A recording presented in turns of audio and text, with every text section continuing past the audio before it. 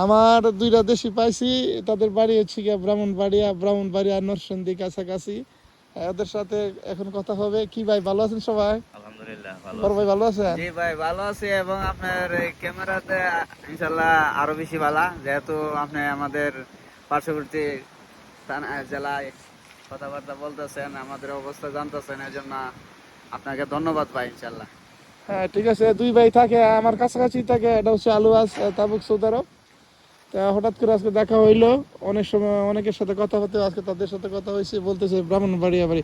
তো আমি যেটা মনে করি ব্রাহ্মণবাড়িয়া নরসিংদী কিন্তু একবারে কাছাকাছি, সবসময় আমাদের লেনদেন হয় তাদের সাথে, আসা যাওয়া হয়, রাস্তাঘাটও ভালো। হ্যাঁ, আমি প্রায় ব্রাহ্মণবাড়িয়ার লোকের সাথে থাকি।